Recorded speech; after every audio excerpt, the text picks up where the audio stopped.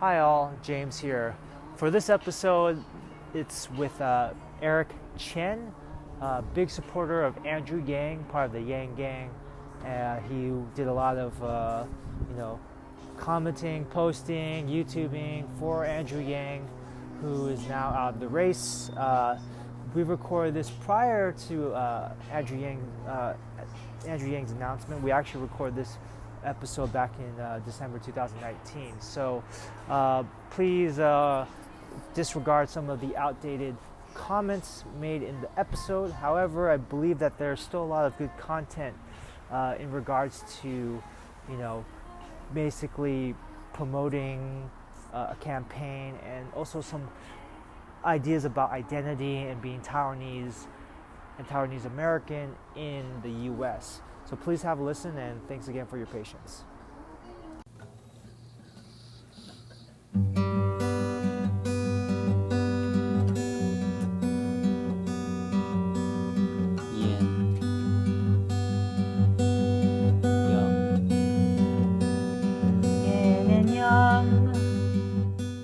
Welcome back to Yin and Yang, the podcast. This is episode number 44. Wow. Ooh.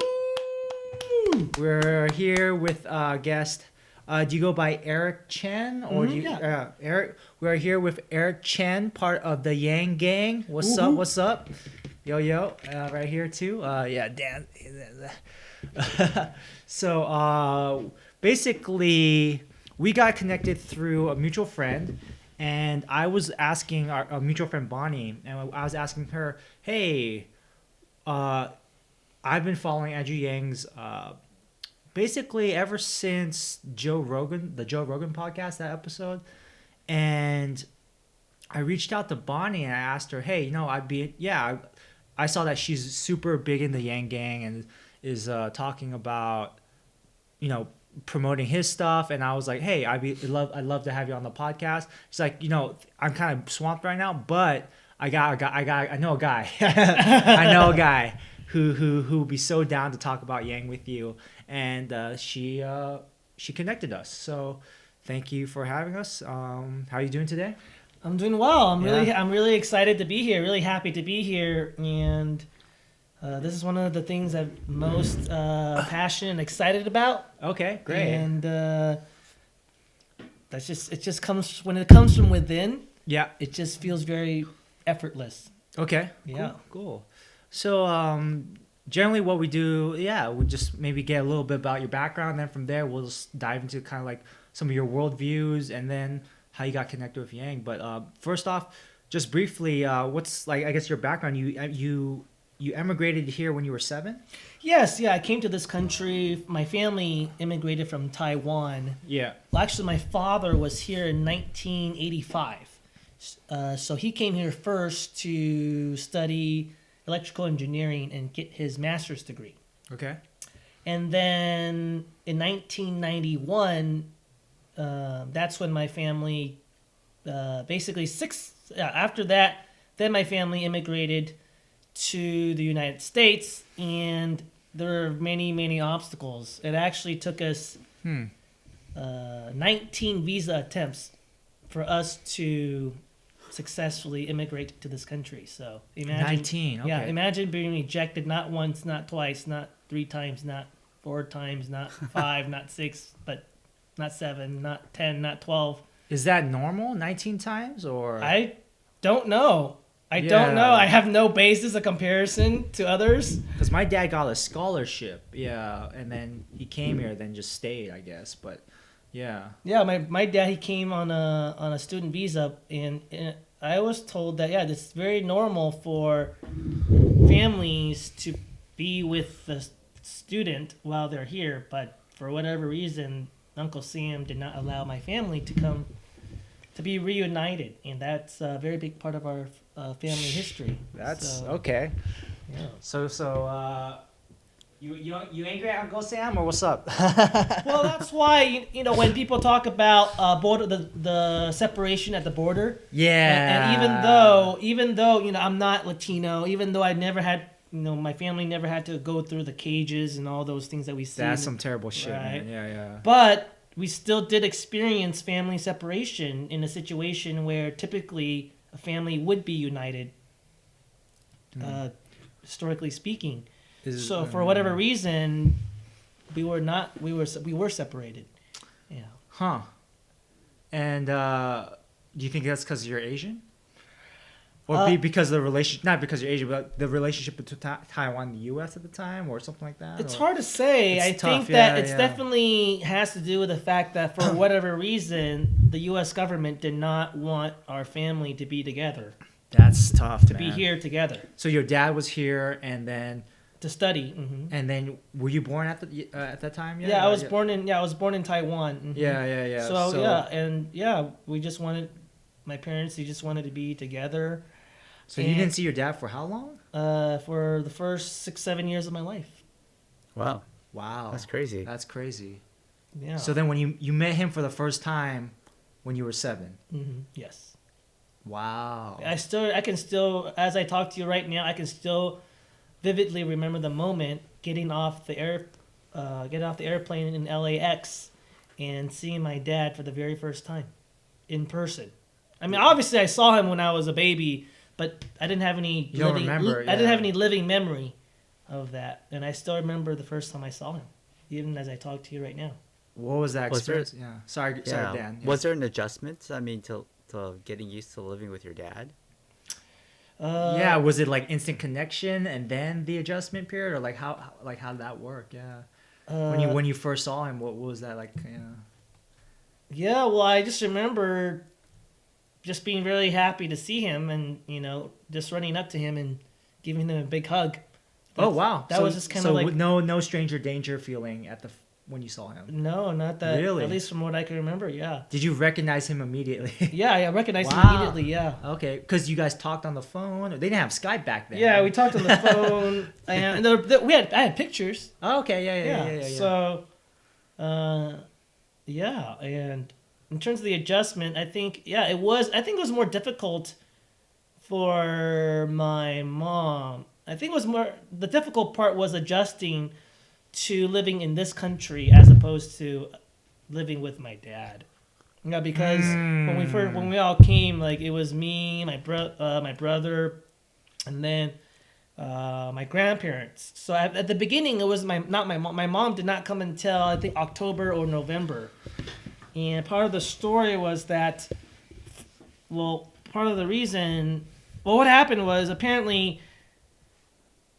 There's a long story behind this, but at some point, my parents, they had to get a fake divorce. So what? because and are you okay saying this publicly? Yeah, because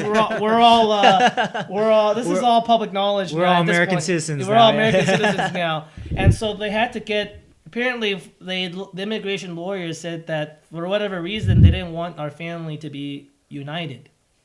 So since they don't want us. Which presidency was this? What presidency was this? This is the Clintons or Reagan. This is under Bush? Reagan. What's up, Reagan? What's going on here? Which is funny because he signed the 1985 Immigration Reform Act, which helped bring more immigrants to America. And also, that's weird. That's interesting. I do think that it was part of that law that eventually allowed my family to come together, okay. But it was still under the administration because the immigration lawyer said, I don't think the U.S. government wants you guys to be together. What? As a family. So the best way to circumvent this is to get a fake divorce. Okay. So then they wouldn't think you're trying to become united as a family. So actually in English, like my last name Chen is actually the wrong spelling. It's like a paper name. Oh shit! You're a paper son. I'm a paper, basically, yeah. And because my Chinese name is Chen, which is supposed to be Cheng, which is my, which is, I never changed it. I could have changed it but I just wanted to not change it to remember this episode in history that my family had to change I had to change my last name. Wow. My parents had to get a fake divorce to try to be reunited, which is the irony, right? Like to become united as a family. You gotta separate. They had to get a divorce. So then from there, you grew up in San Gabriel Valley? Yes, yeah, in Okay. San Gabriel Valley, and I think that was a harder adjustment. And ironically, compared to everyone else in the country, as I would later learn, that it was actually I was in a much easier environment since, the schools I went to were predominantly Asian American. Sure. But it didn't mean that I was not treated as an outsider because the whole fob thing. The fob thing, yeah. So I know one of our previous guests, shout out to Gregory Yuan.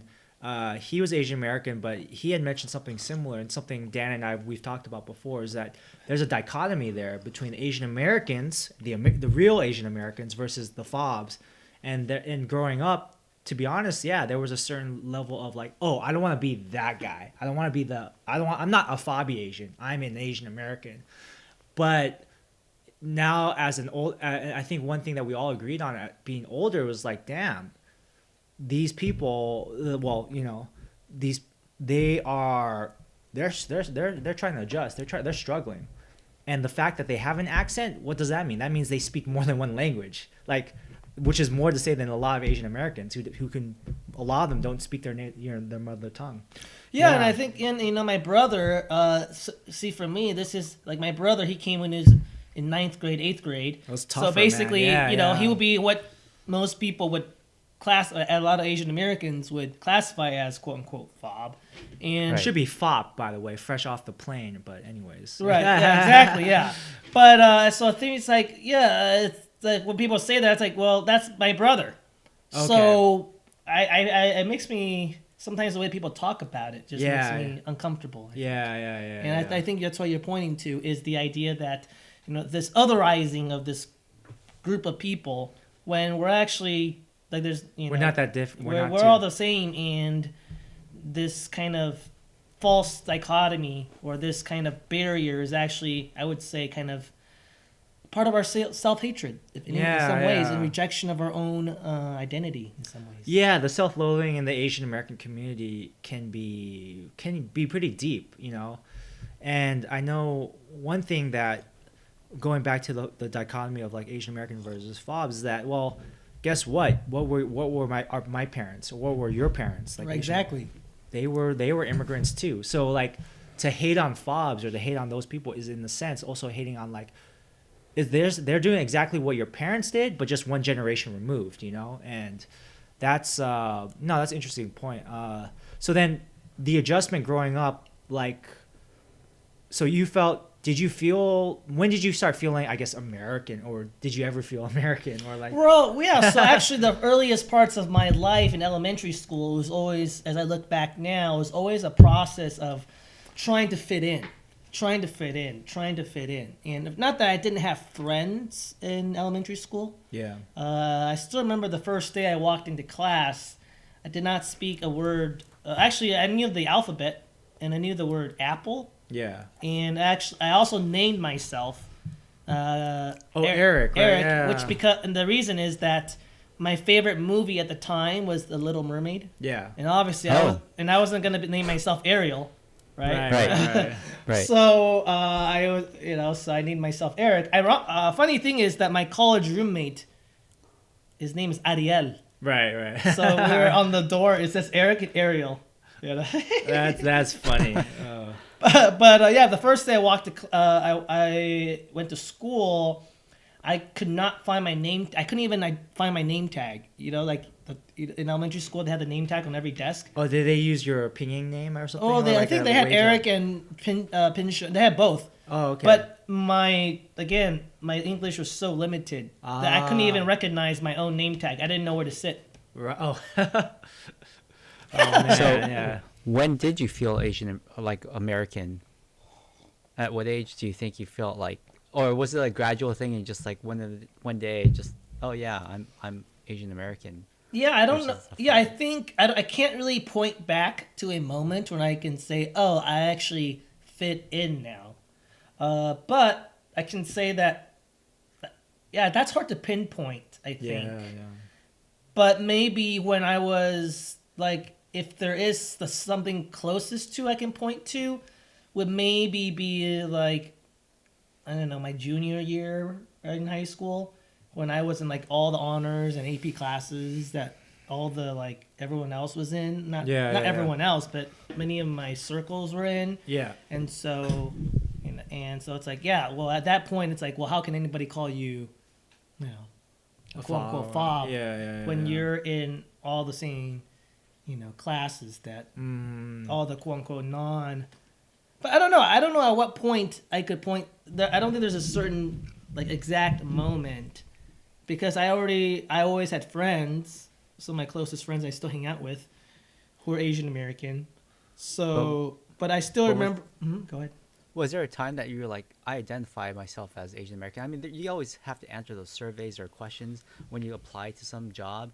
It's like, how do you identify yourself, or in some way that it might not be like an exact point, like, okay, I'm American now, but maybe at some point later on in your life, you're like, oh, you know what? I think I feel like I fit in. I'm like no different than, or you might have seen like a fob and it's like, oh, I'm not that. Do you understand? Yes. So I guess like this. a fob, it's like, okay, I am definitely not that. So did you ever solidify your identity? I guess, or yeah. I mean, at some point, it's just hard for me to pinpoint right now. Maybe with some additional reflection, I could probably pinpoint a moment. But right now, just off the top of my head, there's so many memories that I can, that's rehashing right now as I'm talking to you. Yeah. But in terms of like Asian American as a category, probably not until college. But I do remember the one time I felt very Asian American was that when I went to nationals for speech and debate, the competition. Yeah. And in California, especially LA, it's like mostly Asian American, Latino, some whites, right? But at nationals, it was most people were white. And that was like for the first time, I was like, wow, most people here are white. It's almost like the first time I realized, wow, my experience of America is actually may not be reflective of the rest of America.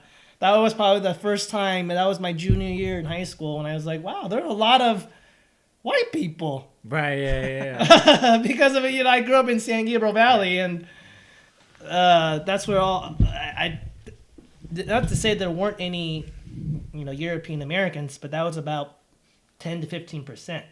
Yeah. That was a big shock. I think that was a big shock. I guess then, so you count yourself as, you call yourself Asian American? I think there are different ways, right? Because Asian American is in terms of the racial, like my racial identity, because that's in terms of America. In terms of like national origin, I would say, Taiwanese American. But if you think about like culture and ethnicity, and that's where I identify as Chinese American. Oh, you identify as Chinese American. Yeah, so in terms of, in terms of race, my racial classification, sure, it would be Asian American. There's some Taiwanese people who'd be very angry at someone calling themselves Chinese American, even though they're from Taiwan. Right? Well, yeah, I think I would not. There's that. Yeah, there's that barrier of. But yeah, I would not call myself in terms of my national origin. Sure. Yeah. Chinese American. Actually, interestingly, I talked to. I know we're gonna talk about Andrew Yang. I actually asked Evelyn. I was at the private gathering. Yeah. And I was asking Evelyn how she identified herself. Sure. Yeah. She actually.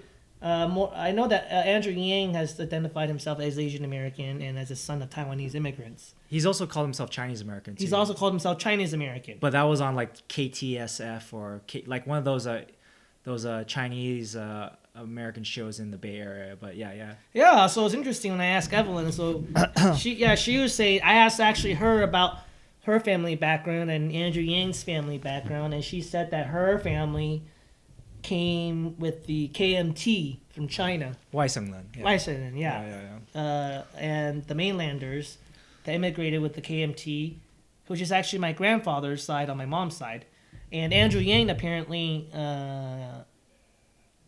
his side of the family is like more native. Bendi, yeah. That's like me. On my dad's side, I looked at the genealogy, and my family immigrated in 1776 from Fujian to Taiwan. Oh, so you're Bunti on that side. Okay. Yeah, so I'm like- that means Bunti means basically native right. born, or like literally means what? Original land people, or Right. Even though we're actually not the original land because that's the That's our Aboriginals. Technically, that's the Aborigines are the true natives. But if you want, I mean, if we want to get, have you done any 23andMe or anything like No, that? not yet. I haven't done that yet. You know, if your family came back with the Fujian people, maybe some of them got around with some Aborigines. Yeah, they probably. Well, look at my skin complexion, because a lot of people do. A lot of Filipinos or Southeast Asians, they always ask me, like, I have Filipinos because I'm a darker complexion. They'd be like, "Kumusta ka?" Or, like, or are you like Filipino? Or even I still remember in my cross country team picture. Yeah. Because when I'm exposed to the sun a lot, I get even darker, and I was literally the darkest person on the entire team. Oh, that's like, we have a lot of dark Latinos on the team, and I was darker. I was darker than the darkest Latino. That's because you got some Aborigine in there, maybe. I don't know. I don't know. I have never done 23? Well, I don't think those guys, like, I don't know how accurate that is. Like, how are they gonna get? Because my understanding of 23andMe is that they're only as accurate as the samples they get. So, like, are they getting any Taiwanese Aboriginal? That's so specific. Like, are they getting any Taiwanese Aboriginal blood samples? Like, I don't. That's hard to say. That's hard to say. Maybe. I mean, shoot, maybe. But anyways, so then I guess if someone asks you, it basically, from what I understand, it's the line of questioning and how that line of questioning affects your answer. So, hey, are you? So if someone asks you where you're from, that's a very broad question. We get that a lot as Asian Americans. Right. You're right. So then. Say, okay, if someone asks you, where's your family from? Taiwan. That's easy. Right. Well, how do you identify? How do you identify yourself? And that's where I actually literally go into the nuance of, like, well, it all depends on what you mean. Right. And I said, when you look at race, obviously America is going to see me as Asian American. Right. And if you look at the politics, the national origin, that's where I say, yeah, my family's from Taiwan, so that makes me Taiwan American. Right, and then on paper you're American. Yeah, I'm American. Yeah. So and I think if you look at a lot of the culture, because there is a lot of cultural shared history of the language. I think that's also partially because my mom's side, right, immigrated from mainland China, so that's where I do identify with that Chinese American. Sure, That's Yeah. So maybe that is why I'm more comfortable with identifying. Whereas if both my side parents were Bandira, native, maybe I would not be as comfortable identifying as Chinese American. So Andrew Yang, both sides is Bunti, or apparently. I cannot confirm this 100%. That's what I gathered from talking to Evelyn. I'm not sure if Evelyn is 100% sure either from what I could gather. She didn't say with confidence. Yeah. She just told me, I think Andrew's family is like your dad's side of the family, that they've been there in Taiwan for generations. Yeah. But again, it's still a secondhand source, so I'm not sure. Bottom line, Taiwanese parents from Taiwan. Yes. Yeah. So my parents are from Taiwan. Oh, okay.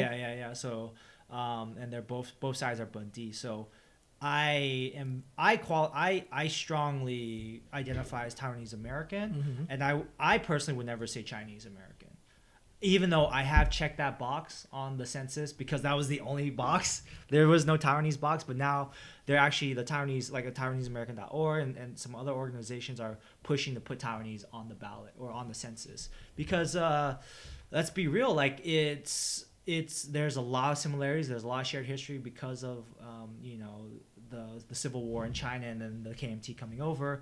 But at the same if you're somebody from Taiwan, you're definitely very different than somebody from China, from mainland China. There's a very big cultural difference. And it's like, first of all, if you want to get geeky about the government, the current government system, which is communist in China, never had claim to Taiwan. The only government in China that had claim to Taiwan was the Qing dynasty, right? And then they lost. Well, was it Qing dynasty? Yeah. Anyways, they lost the war to Japan. Then went to Japan. Anyways, that's like a whole another topic. I can geek out about that stuff too. For a future episode. For Taiwan- a future episode, Taiwan history, yeah. Taiwanese history and Chinese history. Right. Yeah, we can And talk- but there's people who get banned from China for saying, Taiwanese independent stuff. And it's interesting because I was at and I want to get to your connection with Andrew Yang, but it's a touchy issue. So when I went to that, I went to a similar thing for Andrew Yang where he was having like a meet and greet at a house, and I brought it up, and he was like, "That's a tough one." Like, he had this. What did you ask him? I asked him, "What do you think about China and Taiwan relations, and where do you think it can move forward, or should it change?" And he had to think for a moment, and he says, "For now, I'm gonna have to say status quo for now." It's a very personal topic to me, because of where my family is from. But for now, let's just maintain like the two separate systems for now. Yeah, very safe answer. De facto, basically de facto independence, right? Basically, De that's facto what independence. Yeah. Yeah. Anyways, Do you think that would be problematic for him if, let's say, he wins the presidency? How is that going to affect his relationships with China? Well, I think that his parents do go to Taiwan, from what I heard, like half the year. So I Right. think he's going to, and if you listen to his rhetoric, he does say that on one hand, he does see some ways in which China and U.S. can cooperate, but he also does see U.S. China as competitors in terms of artificial intelligence and defense for sure, and quantum computing. And, China's killing us in AI. yeah, and because they have so much more data, that's the bottom line. Well, see, the thing is, like, what I'm more interested in right now, the U.S. cannot officially recognize Taiwan as a separate country, right? It's its own sovereign country, right. because it would anger China. And if Andrew Yang, who identifies himself as Taiwanese American, who's been there, his family goes back generations. We don't know for sure, but at least on one side, how is that going to affect? How is he going to navigate those things with China itself? Well, that's true. That's I a can't, tough, I can't yeah. speak for him, but I do think that it will overall favor Taiwan, right? Because if it's Oh, if yeah. it's if it's a It'll place, Because of his connections. yeah, if his parents are there half the time, right? And I do think that that Would he take a call from Tsai Ing-wen? Like Trump did. but I mean, don't you think it'll be more adversarial? in terms of with China, Yeah. Oh, if Second you mean largest if economy. if Andrew Yang gets in the White House, it's more adversarial than say another Yeah. candidate. it's hard. Yeah, it's hard to say. I do think that he's gonna try to. I think from what I've heard, he Yeah. is gonna walk the fine line of like cooperation in terms of things like climate change. Yeah. Right. In terms of ways in which we can still do business, but at the same time, he is very vocal about the fact that China, you are infringing upon copyright and intellectual property theft, and recognizing those things. And China's being a get- competitor. Yeah, sorry. But they're from what I understand, correct me if I'm wrong, they're also meddling with our election as well. Right. With same with the Russian bots and stuff. So like their hands are not completely clean either. So, and I know from what I've seen from the debates, Andrew Yang has been very vocal about like, don't mess with our elections. Right. Like, that's considered like, that's an act of aggression. And I'm down with. That's why I support that. Like, dude, you can't be like making fake Facebook groups and trying to like this. Have you heard about this, Dan? Like, Russia made these fake Facebook groups.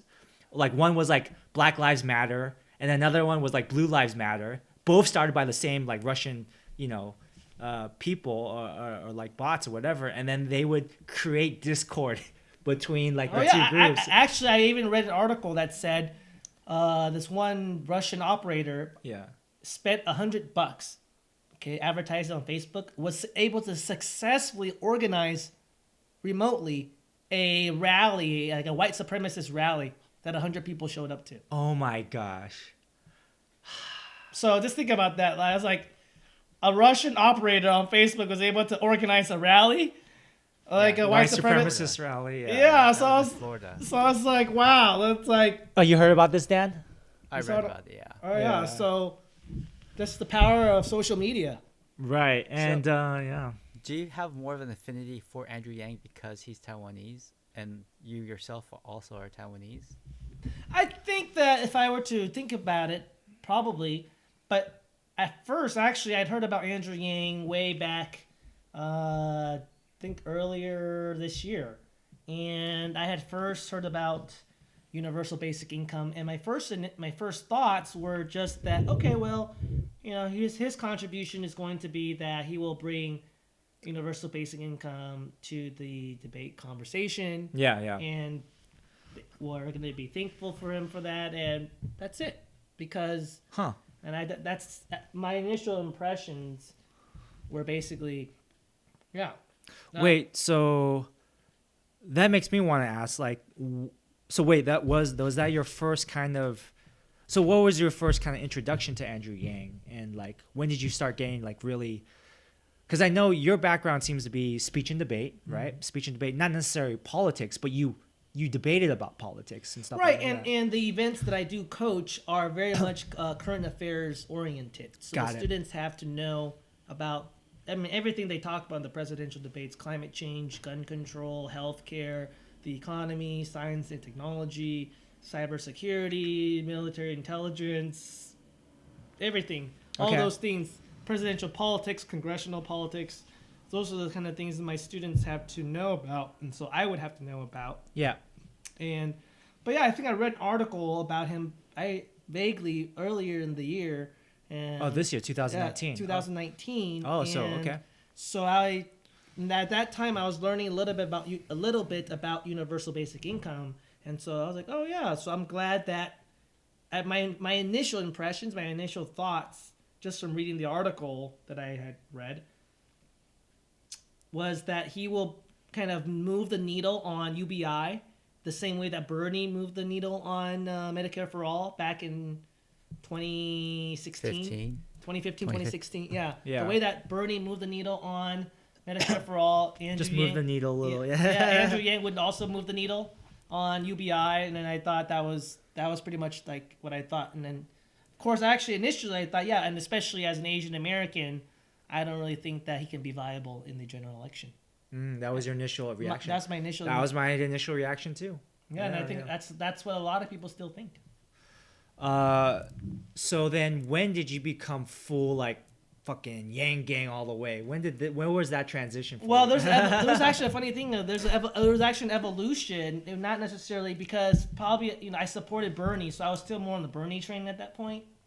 And then in April, I saw on Facebook this event, the rally, the Parishton Square rally.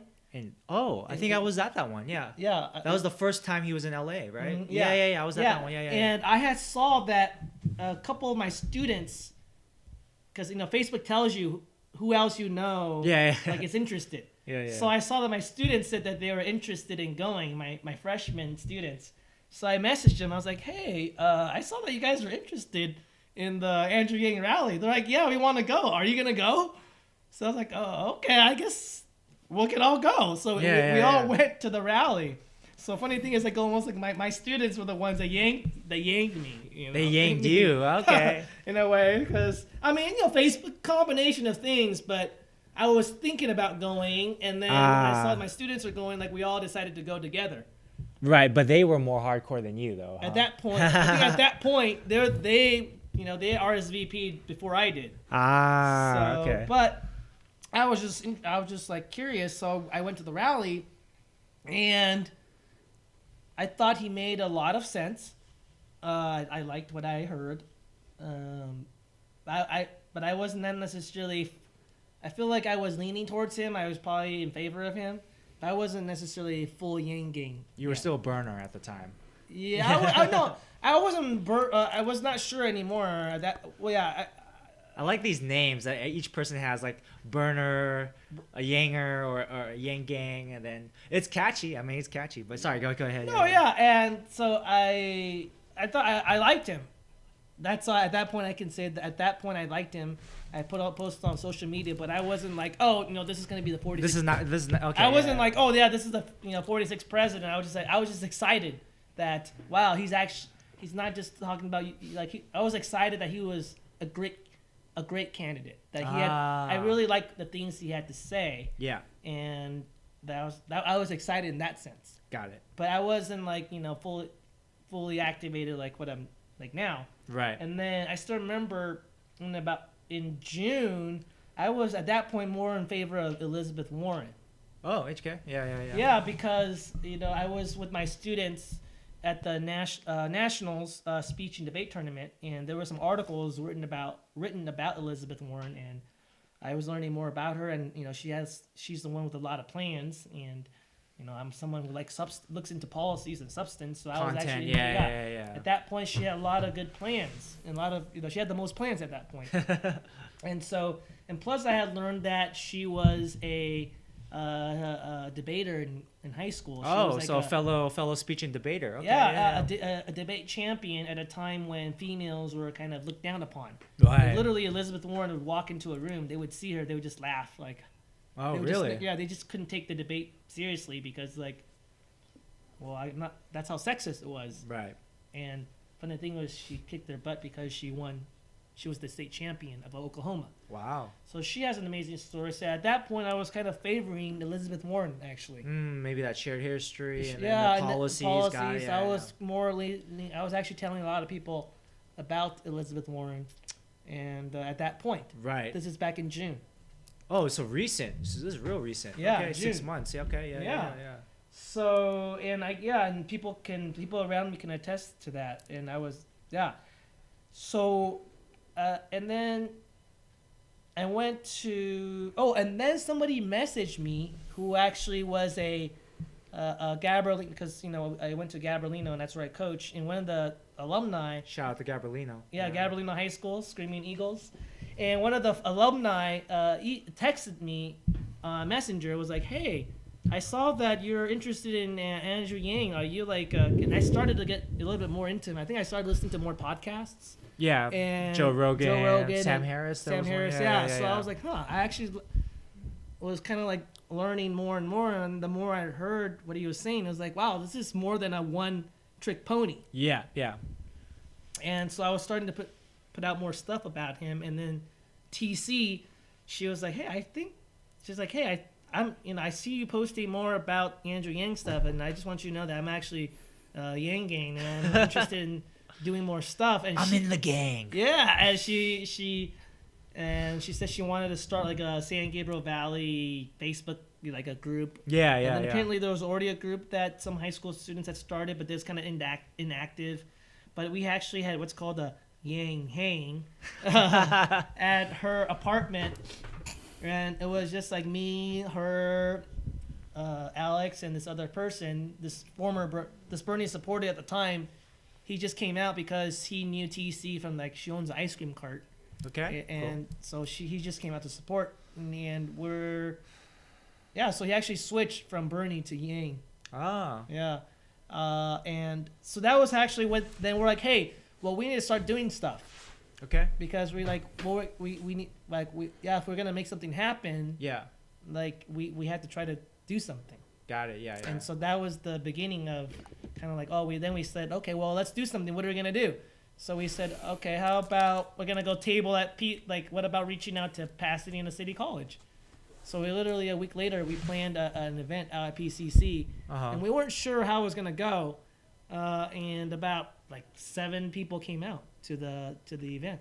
Okay. So it was very successful, and I think that's what. Then we started. 7 people. 7 people came out to the event. Okay. And so ever since start, since then we've just been doing other events. And then Lee Kai, who is the regional coordinator, kind of gathered some people who were in the area. We all had a face-to-face meetup at the Factory Tea Bar. So once you start putting some stuff out, you were like, I really like this guy. And then when you connected with the community, the Yang gang, then that's when you got kind of pulled in, it sounds like. Well, yeah, I think listening to the podcast. After listening to the podcast, then I started to think, wow, this is not just he's not just bringing universal basic income to the which is a big thing, by forefront, the way. right? But he's also he has a great mind when it comes to the other topics besides Foreign policy. whether it's the climate change Okay. or higher education and all the other policies or criminal justice. Okay. So when I was like, wow, this guy is Bernie 2.0. That's basically what I realized. I was like, wow, whatever Bernie had to offer in terms of policy, he's actually even better Okay. in terms of Interesting. policy. So it's like at that point, it's like then I was getting excited, but I didn't have an outlet. I didn't really know what to do. Yeah. And so kind of this meetup kind of helped me solidify, gave me an outlet to kind of express my passion to campaign on a more actively. So are you working with the local coordinator Lee Kai often? Well, we're pretty much independent. It's very decentralized. I mean, I do stay in contact with him from time to time, but we basically, I mean, right now I'm focused on just starting Yang gangs all over LA now. So we have of course, I'm still helping with San Gabriel Valley, but I'm also a part of like the African American outreach. Also trying to start things like Occidental College or other schools or like Inland Empire or what. Just trying to expand as much as we can, trying to multiply and trying to grow this movement. Right, So- and then there's like a deadline, right? I mean, the primaries are going to be voted on in March. Yeah, I mean, in California, it's He qualified for the debate. He did qualify for the December debate, so that's next Thursday. But there's still some drama around that, of course, with the whole union, and none of them are gonna. I don't know if you heard. No. What? Yeah, so basically, Bernie, Warren, and Yang initially, they all decided that they were not gonna attend because it's at LMU. Well, at first it was at UCLA, then there was some union issue, then they changed the venue to LMU. And then apparently there's some labor dispute issue with LMU with the labor union that with all the food workers and the custodians or whatnot. Oh, okay. So then they all said, well, we're not going to debate at LMU. We're not going to cross the picket line for the debate. For the debate. So after that, like Biden and everybody else joined in. So apparently all seven said they're not going to cross the picket line. And so right now we're not. I mean, where the debate's going to be held. I mean, the debate's going to be probably going to happen, but we're not. But there's still some drama. The venue. Yeah, venue. Yeah. So there's still some. And I feel bad for the organizers. Yeah. That's a logistical That's a nightmare. Yeah, because Yeah. people have already booked their flights to come in and their hotels, and so I mean, it's Right. So he did qualify for the debate. I mean, he's in the top 7. Yeah. So that's Is Pete Buttigieg still in there? yeah. Pete Buttigieg. Yes. is The still- copycat, that motherfucker. Actually, everybody's copying. Even Bernie. After the second debate, where at the closing, Andrew Yang was like, we're here with our makeup, our faces, with our rehearsed lines, and yeah. And someone's arguing yeah, about my tie. Yeah, playing our part in this reality TV show. Sure, okay? yeah. And then the But, next I day, mean- yeah, go ahead. That's what they're doing, right? I mean, that's the point of having these people with diverse viewpoints stay in the race. It's like move the needle. Like you said, you want to move the needle, and Andrew Yang being there is moving the needle, and other people are adopting those things. Right. Right? No. Yeah. His point was saying that a lot of times we're not talking about things of substance. Instead of talking about Right. the policies, we're talking about my tie. We're talking about these meaningless rehearsed attack lines on whatever, and like this. And instead of focusing on the real issues, how we're going to create innovative and creative solutions for America's problems, a lot of times it Right. becomes this reality show about the drama. Like, oh, we got to make sure Biden attacks Pete, and Pete, Kamala attacks Biden, and Biden, it becomes this drama. And the next day, Bernie Sanders appears on Joe Rogan and is like, yeah, the debate it's a reality show, reality TV show. Right. And then even Biden was recently saying that, because there's a line, Andrew Yang, in his stump speech, is that, the kids are not all right. Right, the kids are not all right. Yeah, that we need to be able to look at our kids in the eye and say that, your country loves you, your country values you, and you're going to be all right. And then Joe Biden adopted that line recently, saying that, our kids are not all right. And that's like... That's yeah. I mean, I guess there's no one owns these words, but like they, Andrew Yang was one of the first to bring them up, and I hate to say it, but it makes me feel like white kids copying Asian kids' homework in Yeah. school. Like, that's how But I again- no. Again, though, that's a whole point. At some point or another, all these people with like diverse ideas, and it's going to solidify into one Democratic nominee, right? And they're going to adopt the best. And what you want to do is have all these diverse people, and then the person who's going to finally come out of the Democratic primary is going to have all the best parts of everyone else to go against. Actually, or that's use that as policy. that's why Andrew Yang said. He said that at the end of the Democratic nomination process, either I'm going to be the candidate, or either I'm going to be the nominee, or whoever is the nominee is going to sound just like me. That's Right, but, I pretty mean, smart. Yeah, yeah. It's not just them. It's not just Andrew Yang, but everybody else, right? Like Right, the, exactly. the Medicare for all thing is like originally Bernie's, but now it's like shifted a little bit here and there. I think I read somewhere that Hillary wanted Medicare for all back in the 90s, and she was trying to get that passed through when her husband was president.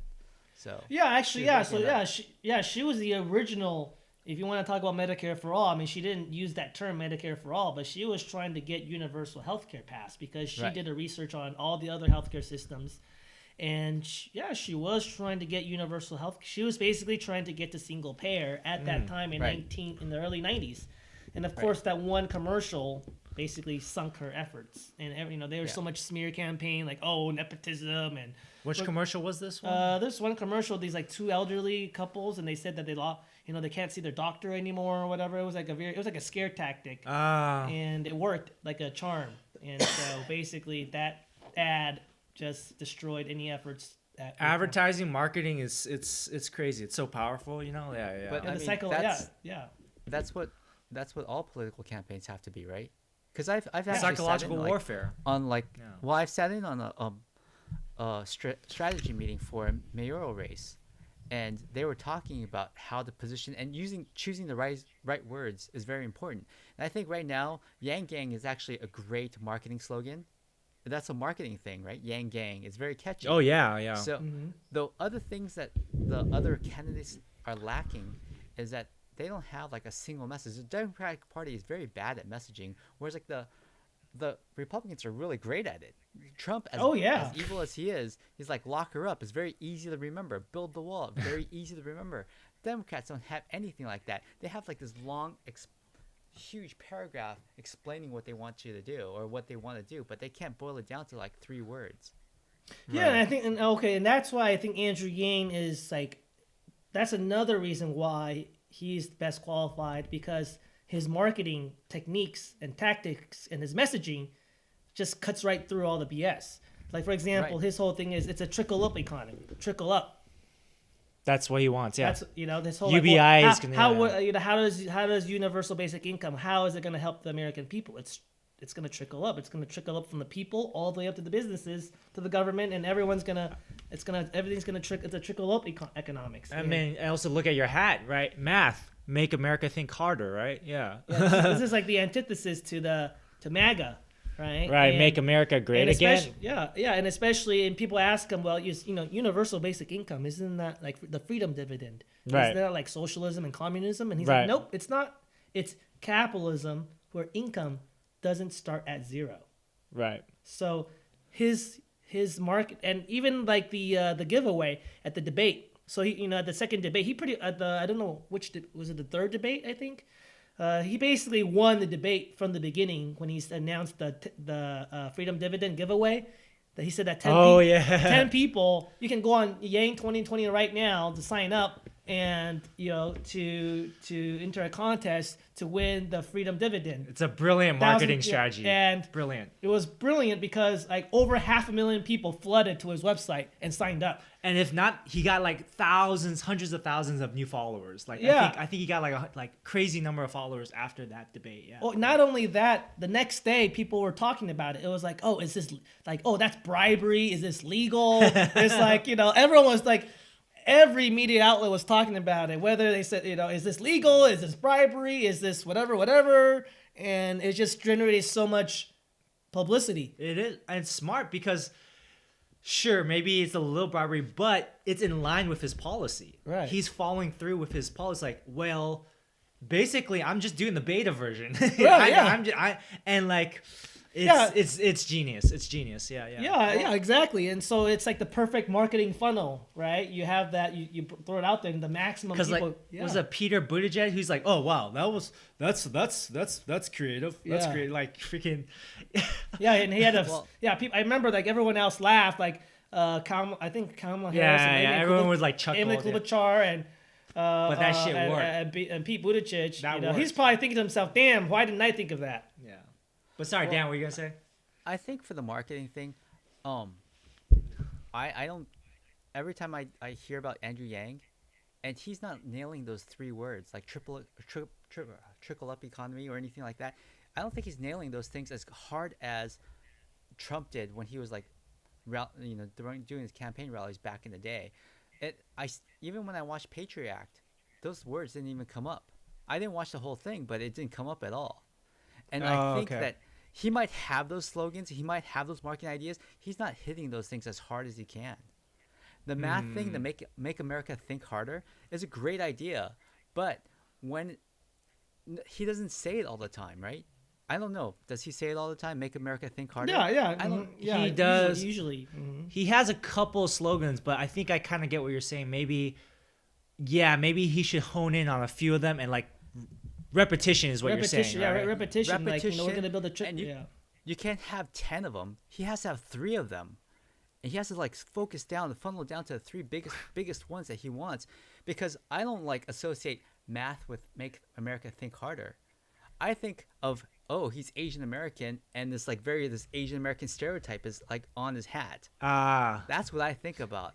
So even though it's like a very good acronym, Make America Think Harder, that's great. But when I see math and I look at an Asian American guy wearing that hat, I think, oh, it's just perpetuating a stereotype. And he even perpetuated a stereotype when he goes, I'm Asian American, I know a lot of doctors.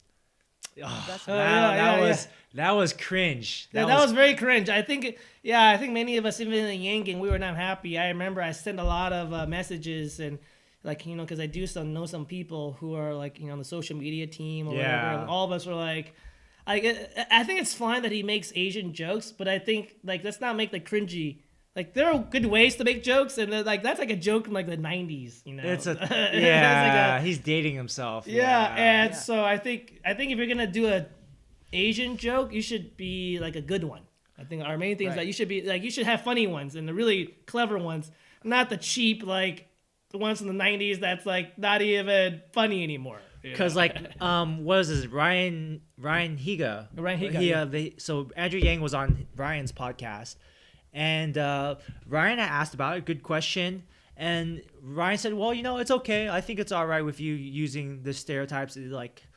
But I would say no. I'm not okay with him using the stereotypes because in a way it's like he's trying to play into kind of like white conceptions of what Asians are. Yes. And then using that as a way to pull their vote.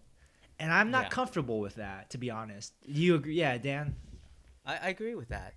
But again, like the trickle-up economy, if he just like stops saying universal basic income, just like trickle-up economy, and how are we going to get that? We're going to like deal with universal basic income. We're going to deal with like lowering student loan debts, things like that. I get that. Like trickle-up economy, and everything is a subset of that. But he doesn't nail it that way. Everyone's like focused on the universal basic income as something different from the trickle-up economy line.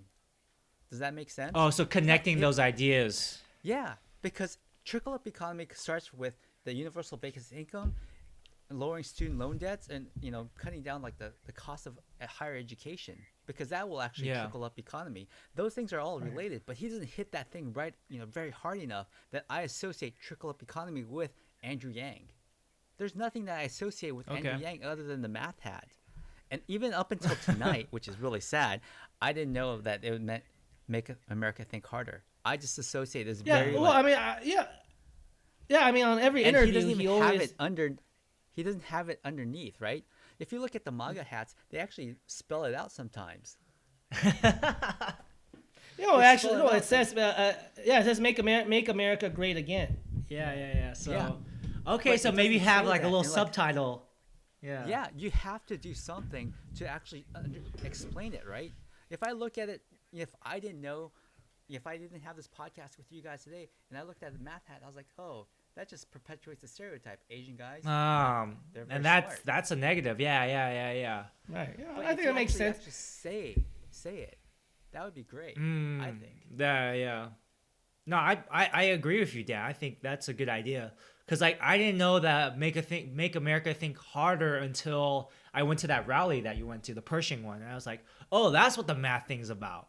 And Well, it's kind of like playing into the it's like playing into the stereotype and then subverting the stereotype. right. So good point. Like, now, would you agree? Do you think that's a viable campaign strategy? Because okay, let's take the N word. All right, black people have the N word, and they use it as a term of endearment. You and I cannot use it because we're not black and we do not have that shared history. Right now, we do have a shared history of people thinking we're good at math. Yes. That's something I've experienced. Dan, have you experienced that? People think you're good at math. Yeah. Yeah, That's just like a you. blind assumption. Yes. So then, okay, so on the spectrum thing, and the N word being pretty extreme, but math being like, like The stereotype. the stereotype. It's one of those like microaggressions, or like it's like if someone called a black person the N word, that's like That's aggression. That's aggression. That's not micro. That's macro. That's Yeah, macro yeah. aggression. Yeah. Right. So, but if someone said, "Oh, James, hey, can you help me with this problem?" But they don't say anything. They just like, "Hey, can you help me with this math problem?" And there's like 10 other people near me, So, anyways, do you think that's a viable thing to subvert stereotypes? Do you think that's a viable campaign strategy for Yang or in general? I guess. Yeah. Well, I think that ever since that many Asian Americans, actually, I heard that he was on this one conference call with like some Yang Gang people. Cool. And one person was literally like, we're not happy with, the way that you keep saying some of these jokes. Yeah. And he listened, and if you've noticed, ever since that whole where you joked around about like, oh, so I know a lot of doctors, like you don't see him making that many Asian jokes anymore. Ever since the doctor joke, I've noticed that. Yeah, ever since the doctor joke, he doesn't. I mean, the only joke he does say is the opposite of Donald Trump is an Asian man who loves math and Right. math, but he always follows it up with, and math stands for Make America Think Harder. So he's always making sure to. It's like he kind of is like ha ha ha ha the stereotype, and then he subverts the stereotype. I was kind of disappointed when on the Patriot Act he did not solve that math problem. Oh really? Yeah, he was like, it must be C. Yeah. I was just like, come on, you got to give it a try, Eric, I just want I really want him to do better, and I think with you and you reaching out to other communities, I would probably like help with the messaging. Trickle up economy is great, but there's way too many syllables. You can just like cut it down to trickle up, and how the things actually mean trickle up, right? The UBI, the Medicare for all, the tuition, all those things are all trickle up. Those are all ideas related to trickle up, and how you can actually say this is it. Andrew Yang's all about trickle up. How is he going to do the trickle up? He's going to do UBI. He's going to do Medicare for all. How does that affect trickle up? This is how it's going to do. Cut down medical costs, and then you're going to have some income. And then what else is there? The tuition is very important, right? You want to trickle up the economy. Affordable. You're going to be affordable. The business are. People are going to have more money to spend. Right. That means that they're going to be able to. Dan, I would say that Andrew Yang he's been on a lot of interviews. And I think for the most part, that's what that's the messaging that he's been giving. I think he's been giving. But I guess way, though, the method is more important, right? Again, the Democratic parties, they all have great ideas, great policy ideas, but it's not very clear cut. It's not very small and bite sizes that people can actually consume. It's not a lock her up. It's not a build the wall. It's not this or that. Who's gonna pay for it? Drain the swamp or fake swamp, news. Yeah. 3 words, very short. Monosyllabic almost, right? Drain the swamp, build the wall, lock her up. They're all monosyllabic. People can chant those things. But if you say trickle up economy, you can't chant that. Trickle up. Yeah. Simpler. No, the chant is there's a chant that's like Yang bucks trickle up. Yang bucks trickle up. That's Yang a, bucks trickle up. yeah, because Right, Yang so- bucks, it's like $1,000. Yeah. So But if you something. can I do mean- that, trickle up, and then, but it doesn't have to be Yang bucks only, right? It shouldn't just be associated with the UBI. You have to say, Yeah. okay, with Medicare for all, how is that going to help you? You're going to cut down your medical costs, and if you don't have to worry about your medical costs, that's a trickle-up economy as well. How the tuitions, cutting down student loan debts, those are two different things, right? Student loan debt is like the people who already have it, and lowering the cost of tuition is for people who haven't gone to school yet. So those are all related to trickle up, and if you can just like have him convey that, like trickle up. I believe in trickle up, trickle up, trickle up. What do you want? Trickle up. And then how are you going to get it? UBI, Medicare for all those things. You make it really simple. And I think that would be much more impactful than explain every single little detail. It's great that he has all those things if he has to get into it in a debate, but I think that that's what he should do. Personally, Well, I did read an article about how basically how Andrew Yang, he has the right narrative to beat Donald Right. Trump, because if you think about it, Donald Trump's saying that his whole thing is that make America great again because because you're all suffering, and the reason why America's not great anymore is that because the immigration, right? Immigrants in Mexico and China and all that, right? So Which is bullshit. He's blaming on immigration. Andrew Yang saying no, it's not immigration, it's automation. It's automation, yeah. So like everyone like there has to be in every story there has to be a villain, and so in Donald Trump's narrative, immigration is the villain, and in Andrew Yang's narrative, it's like actually it's not immigration. You go to the factories, it's not immigrants doing your jobs, it's the robots doing your jobs. Right. And his counter narrative to build a wall and make Mexico pay for it is we're going to give $1,000 a month and make Amazon pay for it. Right. So that's like the counter narrative. It's like he has. I mean, Amazon has been paying zero in tax, has paid zero in taxes. That he's repeated that thousands of times. Yeah. Make $1,000 a month. How's it going to pay for it? It's like Jeff Bezos. Yeah, it's like build a wall, make Mexico pay for it. Andrew Yang's like $1,000 a month and make Amazon pay for it. Right. So I think in that sense, he does have like the perfect counter narrative to. But I do see your point of like he needs to have that kind of the catchy phrase like trickle up, monosyllabic, like trickle up, like the locker up, trickle up. Right? Three syllables. Three syllables. Yeah, math. 3 syllables works, right? Yeah. Build a wall, Yeah. lock them up, drain the swamp, all that stuff. So I think, personally, if I were to go to like reach out to other places, Occidental College or Loyola Marymount or Cal Poly Pomona, all these like really heavily Asian American, well, not Occidental College, but Cal Poly Pomona or something like that, I would probably like do that. Just like make it very simple. And then how is that trickle up going to work? Then you can start expounding upon the different parts of his policies. Most Americans worry about themselves first and how it's going to be affected. Foreign policy is something that they should know about when they get into further along in the debate.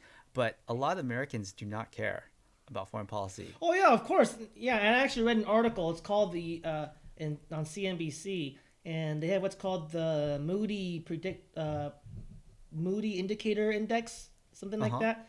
And basically, it's a predictor. It's a model, right? Based on economics. So unemployment numbers, stock market numbers, like different these superficial economic indicators. Right. And in the past, they pretty much predicted almost every presidential election. Oh, wow. Yeah, because as you just said, people vote with their pocketbooks. Like they're not going to care. Like the bottom line is the bottom line is the bottom line, right? Right. And so basically, unless you have a bold economic plan, given the fact that unemployment is historically low, and even though, of course, that's fake news, but again, perception is a reality, right? And stock market being at record high, even though, most Americans don't even own, like, something like 10% of Americans own 80% of all stocks. Right. And the bottom 50% of Americans, like, basically own no stock. But again, perception is a reality, right? And then GDP keeps going up and up. And also, Donald Trump having this incumbent advantage, basically, unless there's somebody has a better economic plan of trickle up, something similar to trickle up, then he's basically going to win in a landslide even though he might lose the majority vote, the general vote, Yeah. but he's He- still going yeah. to win the electoral college. Basically, is what the model projects. And Yeah. like you said, I think you have to make a very good point that you need to have the number one issue for most like 30. According to this Emerson poll, like 35% of Americans say the number one issue is the economy. So trickle yeah. up is basically the average person's like, everyone votes with their pocketbooks. Right. It's like, how am I going to pay off my debt?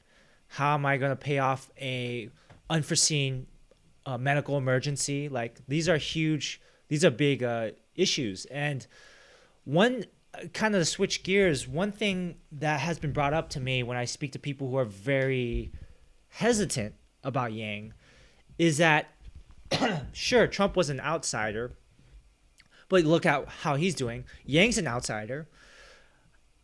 One very smart individual I know, very savvy about politics, told me like he likes Yang, but he doesn't know how to get things done in Washington because he's an outsider. Elizabeth Warren, Bernie Sanders, these are two senators who know how to play this who know how to get shit done, or sorry, excuse my language, how to get things done In DC, in DC.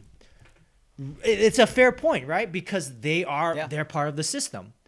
Even though Bernie has marketed himself as someone who's very for the people, and he seems to be, and I believe the guy. The guy's been fighting for civil rights for his whole career. He's still part of the system. He's a senator, right? And he knows how to turn that wheel, the like complicated mess of how policies are passed, all that stuff. Sorry, say that again. Negotiations. Negotiations. So then my question is, how is Andrew Yang better positioned than say a Bernie Sanders or Elizabeth Warren? It's a fair point. They've worked in the system. They've voted for things. They've got some things done. But not at the scale of a president. But they know how the system works. yeah, I think I have 3 responses to that. The first response is that 2016, the Electoral College was telling the American people, telling everybody, basically told the world that we don't want an establishment candidate. We don't, because what all these career politicians, right? They've been in power for so long, and they've done nothing for us. And that's why life expectancy's gone down 3 years in a row. Depression is going up. Addiction is going up. Suicide's going up. So whatever these politicians they've had, whatever experience they've had running our government, it hasn't led to any performance. Just to clarify, life expectancy has not gone down in the last 100 years. It's always been increasing because of technology and medical advances. But within the last 3 years, like you said, 3 consecutive years where life expectancy has been going down. Opioid addiction, suicides. So yeah, continue. Sorry. So if you think about this, so it's kind of like, okay, this like as an analogy. So you have this doctor, right, who's supposed to help you with your health, and life expectancy, like this doctor has 30 years of experience. But, in terms of all the patients they've managed, the overall life expectancy of all the patient pool has gone down. Okay. So you're going to be like, well, I want a new doctor. I want something new. Kind of like, yeah, I understand. It's like people, that's why in the sense people are looking for that change, because whatever experiences these politicians have, it's obviously not working, and it's gotten us to the trouble the predicament that we're in today. And that's why they voted for Donald Trump, not because they thought he was this great guy. It was just like, it was a protest, almost a riot vote without rioting. Because if you think about Donald Trump, he did not just beat Hillary Clinton. He beat the Democratic establishment, and he beat the Republican establishment. Because it's not like the Republican Party wanted Donald Trump. So he beat both parties. So basically, the mood of the Electoral College is saying, we don't want an establishment candidate. So having prior experience actually hurts his political viability. I always say that's his greatest asset, is that he can't say Donald Trump can't point to him and say, "Oh well, hey, you're part of the swamp." Yeah. That takes away Donald Trump's main advantage as an outsider, because he can't say, "Well, I'm the outsider," because he ain't say, "Well, I'm an outsider because," and that's what Donald Trump even said himself. I'm not worried about any other politician out there. Right. The only thing I fear is an unknown that comes out of nowhere. Oh, he said that. He literally said that. Like, that's the only. And that's Andrew Yang. I'm not worried about Bernie Sanders, because every politician. I mean, I'm not saying that they're all human. They've all made some mistakes. Like, for example, even Bernie. Guys, he says it always has the right heart. Is always fighting for the people. But even he voted for the '94 crime bill that Joe Biden sponsored, and that '94 crime bill is said to be responsible, at least largely or partially responsible, for the mass incarceration of African Americans In the U.S.? in the U.S. Oh, Yeah. wow. But I don't think. But again, it's obviously more complicated than that, because there was a part of the bill that would protect women also. Oh, But I think Bernie Sanders mentioned that as a defense. Yeah, right, yeah, but yeah. that is to say that every politician is going to have a tarnished record. Like, no one's perfect. The bottom line is no one's perfect. Because there's all these things, these bills, there's all these little add-ons. Yeah. You know? Yeah. Yeah, and Right. even there was even a bill that basically Bernie voted against this bill that will allow student loan, people with student loans to declare bankruptcy. Oh. And he actually, I don't think, again, his heart is in the right place. I'm not saying that he, intentionally is trying to hurt the people. Yeah. But basically, we're all human. We're all going to make mistakes. And so that in that sense, that not having any political experience is actually an asset in terms of viability in the general election. So then, I guess what I'm curious then is, does that attract you? Is that him, Andrew Yang, being an unknown out of nowhere, being an outsider, is that why you're attracted to him, or is it something completely different? It's not what attracts me, but it is a bonus in terms of it's a favor in that way. It's a favorable matchup. And you look at presidential history, recent presidential history, it's always an outsider that wins. You look at Jimmy Carter. Jimmy Carter was a governor from Georgia, right? He was not a DC insider. You look at Ronald Reagan. Ronald Reagan was an actor. Yeah. From California. Of course, yeah, he was a governor, but again, he was not a DC insider. Right. Yeah. You look at Bill Clinton. Bill Clinton was not a DC insider. He was from Arkansas. Right? You look at George Bush. George W. Bush. He was not an insider. He was an outsider from Texas. You look at Barack Obama. He was not. He had barely been elected to the Senate, and everyone's like, you have no, same thing. You have. Where's your track record, Barack Obama? You have no experience of getting anything done. You were barely elected, right? It's the same narrative. Like, how can, you have no DC experience. You haven't even sponsored any legislation. You haven't gotten anything passed in Congress, Barack Obama. How can you, it's the same argument, right? Sure, yeah, Why yeah, are yeah, you yeah. qualified to become president versus Hillary Clinton? I mean, think about that. Oh, Barack Obama versus Hillary Clinton. I mean, how much more experience Hillary Clinton had at that point in politics right. as First Lady, trying to get universal health care passed. Sure, and yeah. she had way more experience. And I got you. Yeah. And of So- course, Donald Trump having no political experience. No, so it it's- seems, yeah. so basically you look at all the pattern. It's like, well, being an outsider is actually that has not prevented these previous presidents from governing effectively. Yeah. And the last point is, I think Andrew Yang has said that if he is elected, he would prefer a vice president that has the insider knowledge, because he knows. He kind of he's like It's not completely useless. right. I mean, yeah. yeah. So he is saying that he acknowledges that he is not a DC insider. So he would, as president, Well, if he I mean, elected president, isn't that he would want isn't to. that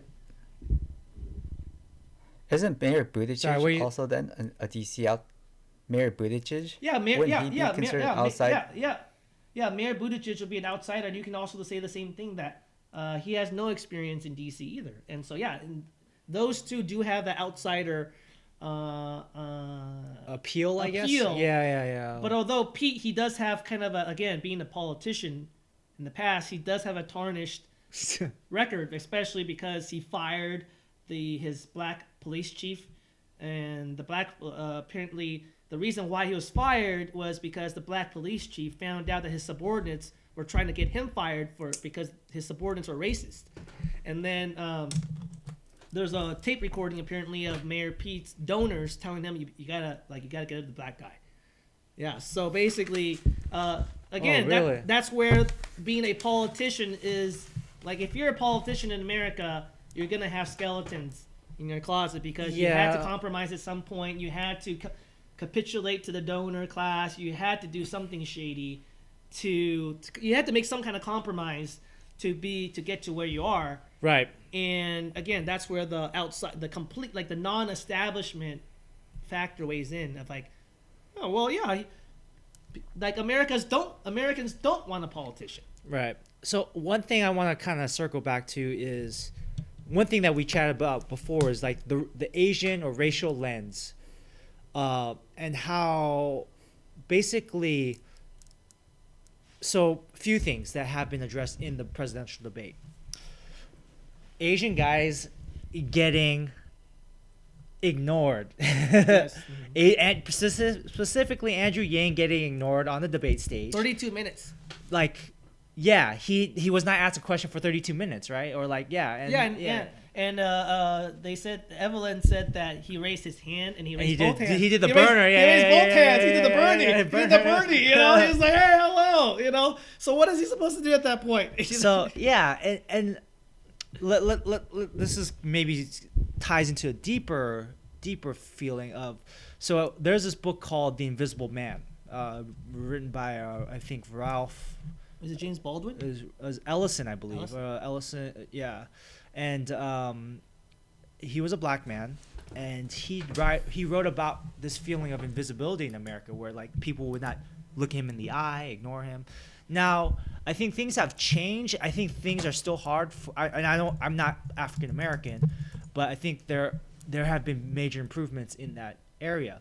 Now, as far as the Asian or Asian American community, for instance, for any of us to say the N-word now is very, very aggressive, macro-aggressive, right? Now, if someone were to call me a chink or something like that, it would be pretty bad, but it seems more acceptable.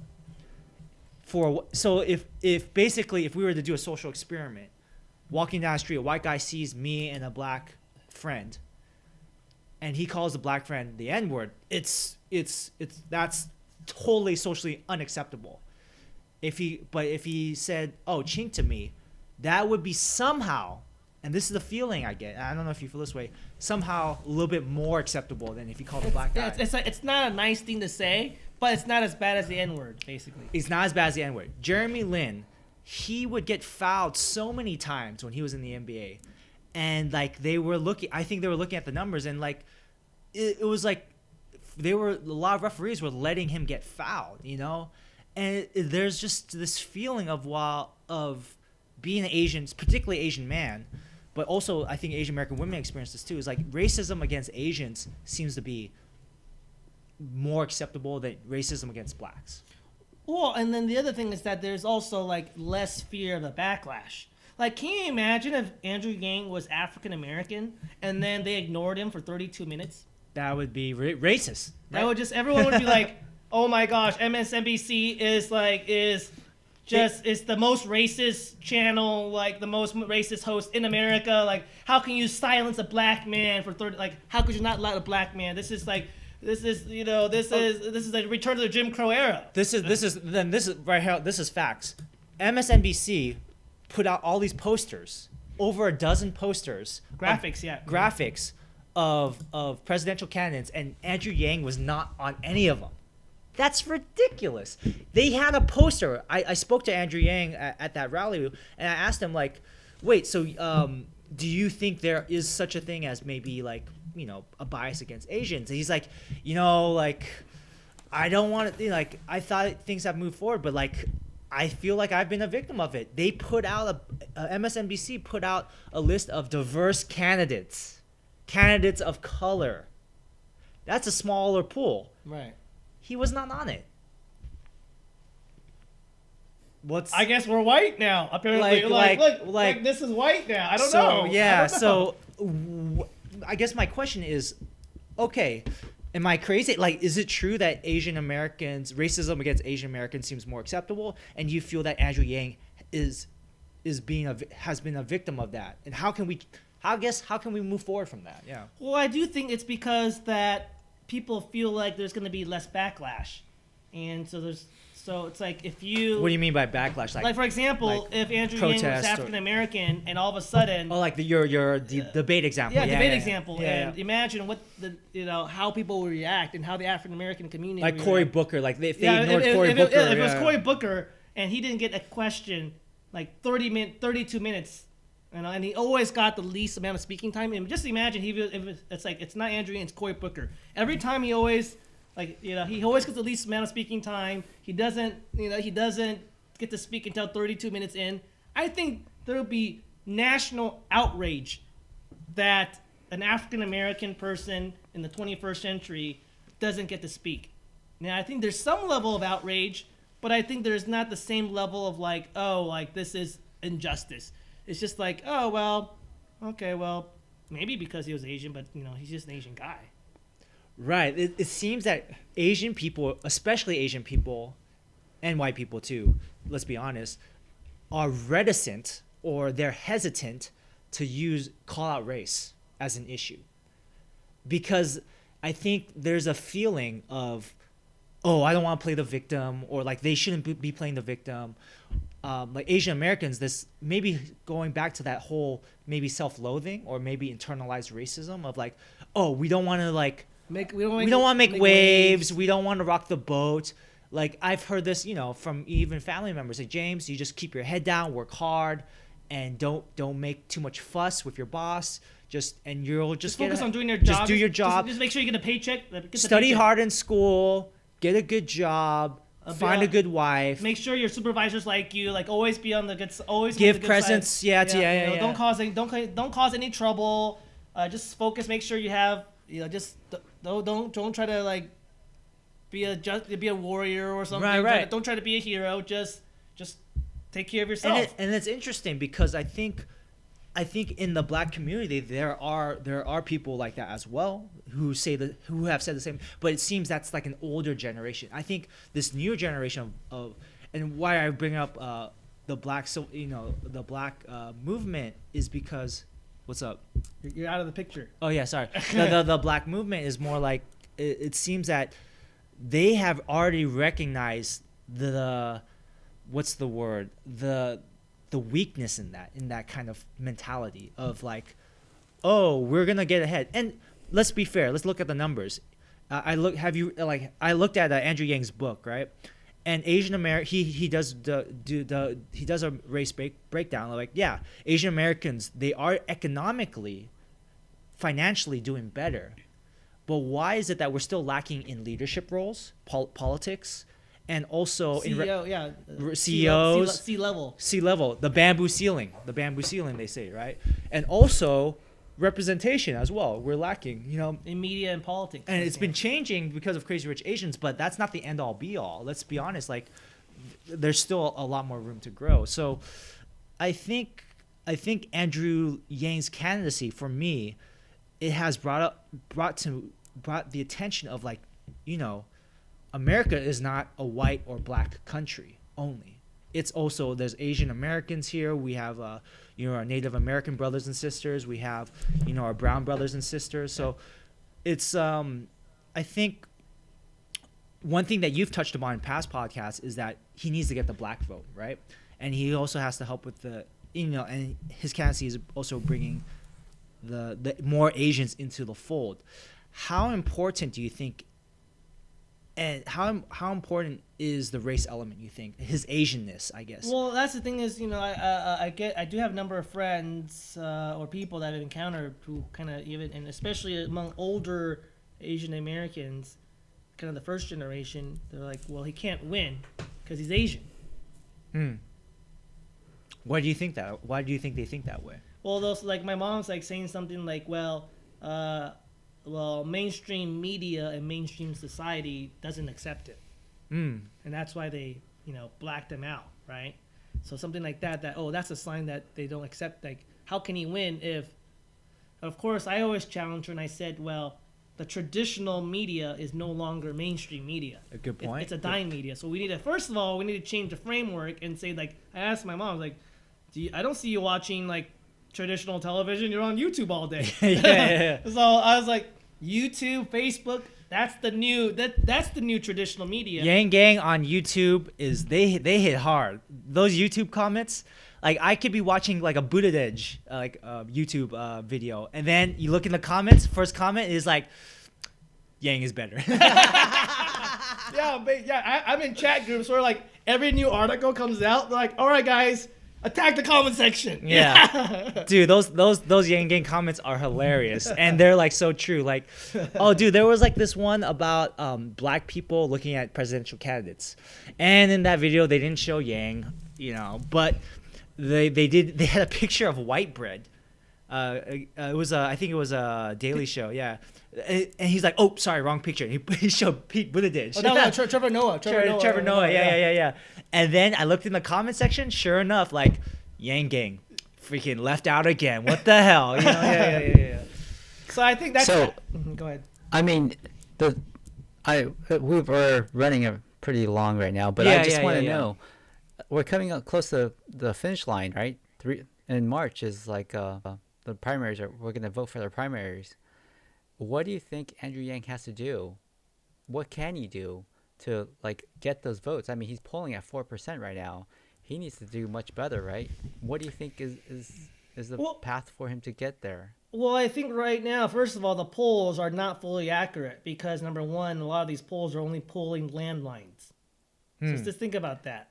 Polling only landlines, right? Yeah. And also they're also polling like people who have voted Democrat in the past.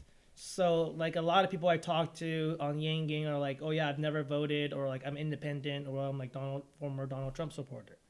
So and he's been very successful with the former Donald Trump supporter crowd. Right. Yeah. So I think number one is that I don't think the polls, it's like, Donald Trump in 2015, 2016. Like the polls did not fully represent the level of support.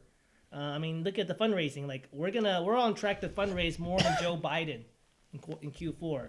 Like 2 weeks ago, we raised a $2 million in 4 days. So that's just, and you don't see. So in terms of the path to victory, I think it does come down to the idea of winning. That's why he's very focused on Iowa, New Hampshire, South Carolina, Nevada, the early states, because he just has to be viable. Like his whole thing is right now, most people are still not paying attention.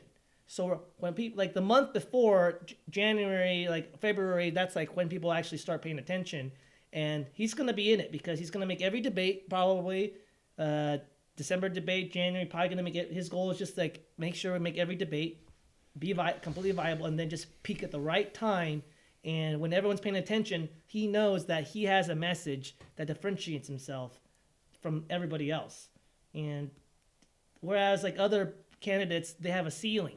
For example, Bernie, the fact that he's misbranded himself as a socialist. He's not a socialist, okay? Democratic socialism. That, unfortunately, because of the baggage of the Cold War, just that term has a ceiling, is kind of a turnoff for a certain segment of the population. Yeah. Especially like Gen X and above, boomers, right? And also the Vietnamese American community, because like they fled a communist country. Yeah, a lot of people were like, a lot of people I talked to that, even though like I would argue with them about socialism, like okay, yes, but again, the baggage of the Cold War is still here. And yeah, because socialism, communism, it sounds like the same thing to these people, to a lot of people. To a lot of people, exactly. And so because his message doesn't have a ceiling, and so as long as he keeps staying in there and he shows people, because Barack Obama, same thing. Everyone's like, he doesn't have a chance. I mean, Barack Obama in December of 2007 was 20 to 30 percentage points behind Hillary. Oh, wow. Yeah. So if Hillary was polling at like 36%, like Barack Obama was polling at like 12, 15%. Yeah. And so that seemed insurmountable. And I actually talked to somebody who was just yesterday, she was a part of the Barack Obama campaign back in 2007, 2008. And she Okay, said that yeah. I feel the amount of intensity, the amount of enthusiasm, the amount of energy, this is exactly what, this is only, of all the candidates, I only see this in the Andrew Yang campaign. So Barack Obama, he had a slogan, change, right? Like, what was it? Change. Yes, you Was- can. Yes, you His can. slogan right? was yes, you can. Yeah. So 3 syllables. Maybe Dan, you're onto something. Yes, you can. Yeah.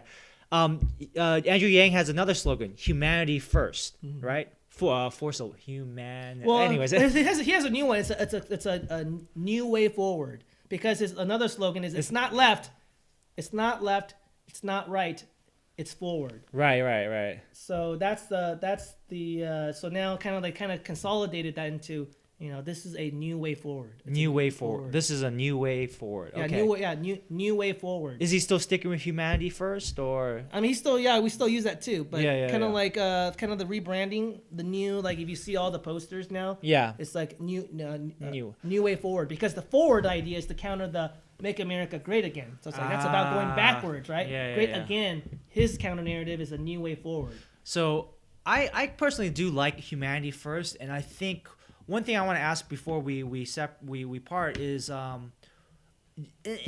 just Andrew Yang, but in general your own worldview. What does it mean to have humanity first? What does it mean to be a good person? You think? Because basically what it boils down to is politicians, people in power, whatever. We're all trying to make this world a better place. Am I right? Like, well, that's the goal. Or we're trying to serve the public, serve the people. I think you were on the podcast where they said, is it politicians are either in the game to serve the people or have the people serve them, right?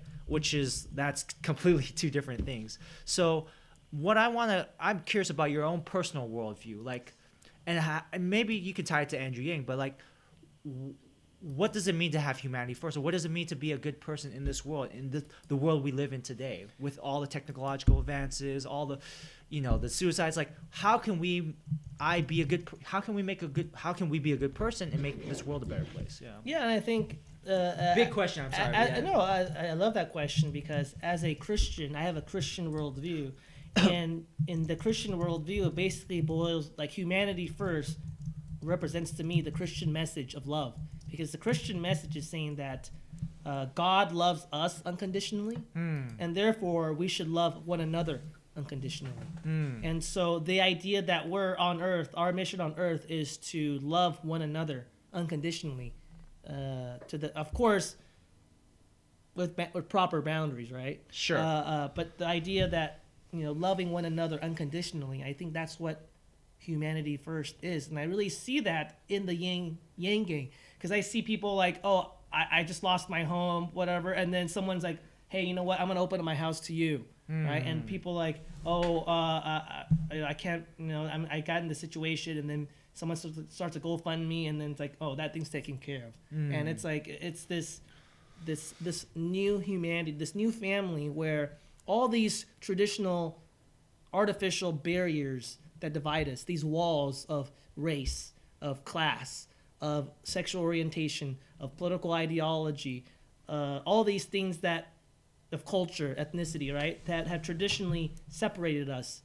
Now we can actually transcend these barriers. And I've met so many people in the Yang game, that former Trump supporters, African American people who worked in the Barack Obama campaign, other Asian Americans, all people of all kinds of people that reflect the diversity of America, that all these people, we can all come together under this common umbrella of humanity first, this common umbrella of, it's not left, it's not right, it's forward, it's a new way forward. And I think that's what we need today in America, is this new way forward, that as one people.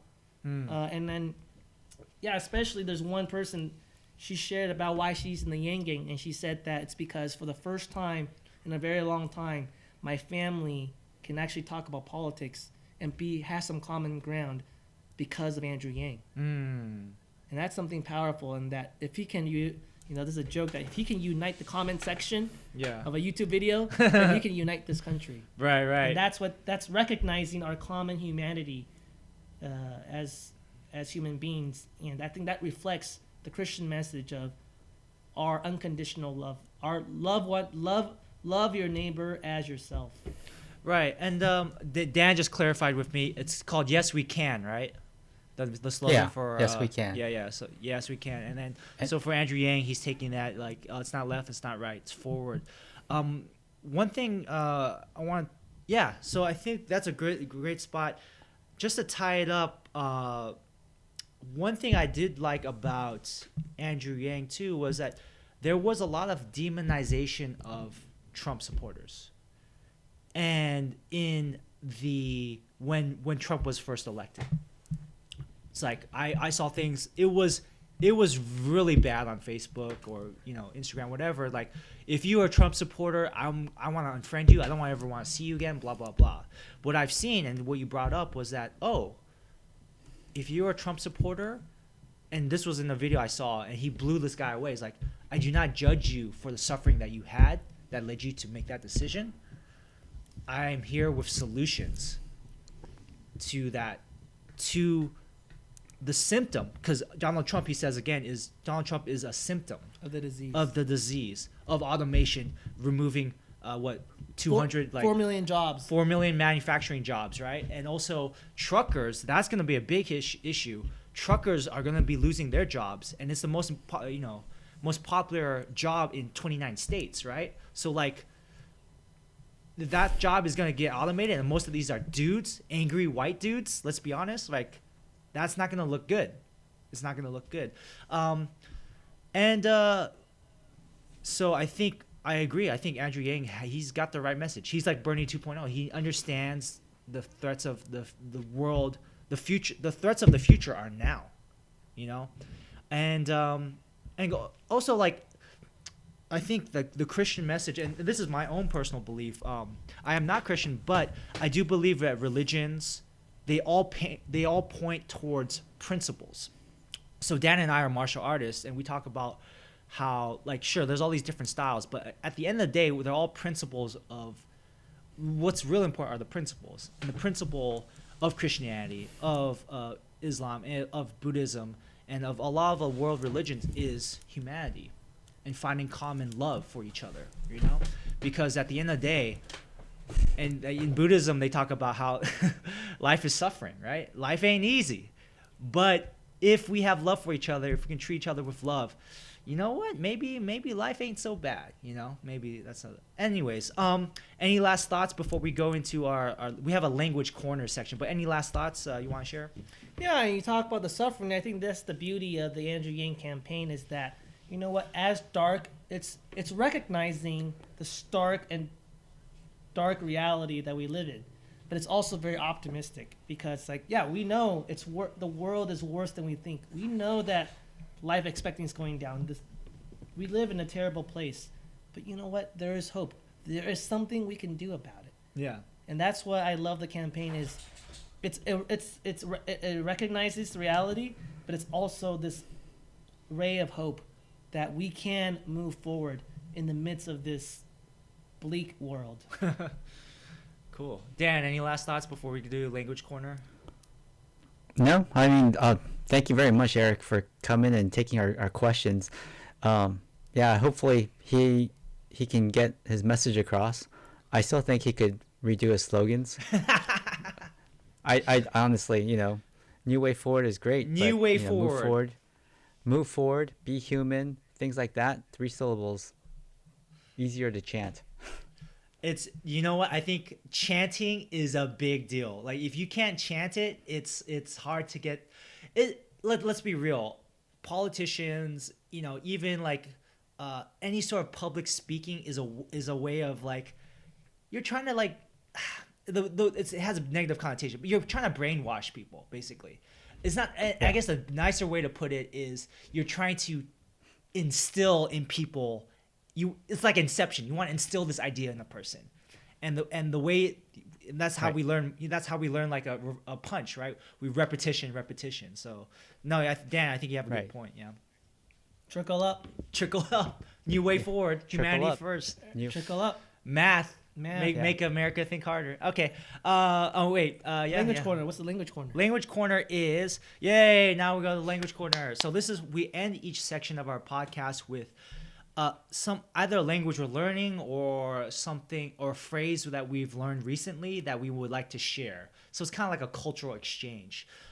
So Dan, do you have anything with language corner today or? Just one word. Yeah. Hope. It's kibo. In Japanese, it's kibo, hope, or aspiration. Kibo. Kibo. So in romanization, that's Kibo. Kibou. Kibo. Oh, it That's has a the long Kibo. Kibo. Yeah. Ah, Kibo. I think it's the same character in Chinese too, right? Shi Wang the Shi. Probably. Yeah. Yeah. Kibo.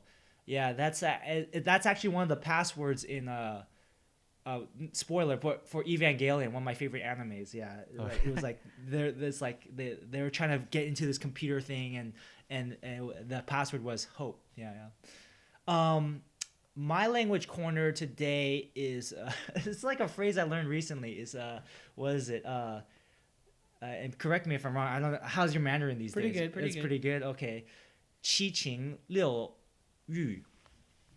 七情六欲. So people, human beings, we have 七情六欲.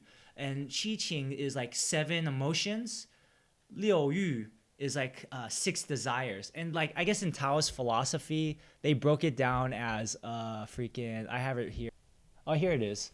Yeah, 7 emotions are pleasure, anger, sorrow, fright, worry, fear, thought. And then 6 desires would be, I believe it was eyes. What was it? Eyes, nose, ears, mouth. And one of them was E, which is intention. I think I'm missing one. Touch. Is it touch? I think it might have been touch. Oh, yeah, touch, body. Yeah. So, anyways. I have one. Yeah. Oh yeah, but anyways, the reason I bring this one up is because I was listening to a TED talk, and she was talking about happiness and finding happiness. And as humans, we have 七情六欲. We have all these emotions, we have all these desires, which are fine, you know. And I think it's kind of like recognizing that, you know, recognizing these things, but also realizing like what we want. Not being led by them, but in the sense be like, well, understand what we really want, and also realizing maybe I'm not looking for validation from someone. I'm not looking for a certain like basically having the desire come from a right place, coming from a true place. You know, I think in Christianity they talk about like. You know, living God's will, right? And I think for me as a secular person, I find as far as desires and stuff, you know, desire suffering, they say in Buddha, it causes suffering, and it's very true from my experience. But I think what has helped me is recognizing like my own desires and trying to come from a pure place. Like it's coming from this idea of this my true self, you know, or true spirit, you know, to use more spiritual term. So anyways, that's something I've been thinking about these days. But anyways, yeah, what's your language? Yeah, mine's the Chinese term 危机, which means like crisis, right? 危机 is 危机, yeah, 危机. Yeah, 危机. So 危 is, but if you break up 危机, it means 危 is kind of danger. Right. Right, and 机 is 机会, opportunity. So in every crisis, there's both a danger and an opportunity, and I think that kind of represents where we are right now. That we're in a crisis. We're in the middle of this crisis. That and there, it could be. Yes, it is. There are plenty of dangers. Yeah. But there are also ample opportunities to move forward.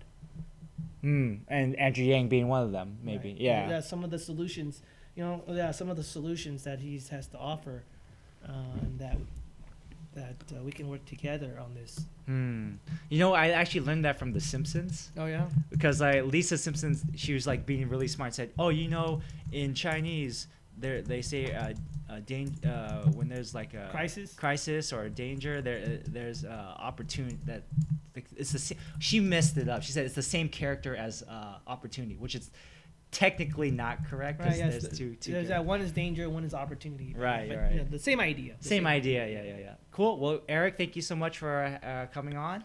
Thank you. Yeah. Thank you That's for this good. time. Wei Ji. Yeah. All right. Thank you very much. Cool. So this is James. Signing off. You want to go sign off for us? All right. This is Eric and signing off. And this then is Yin Jen? signing off. This is Yin All right. signing Take off. care, man. Bye. All right. Have a good one. Everyone, take care.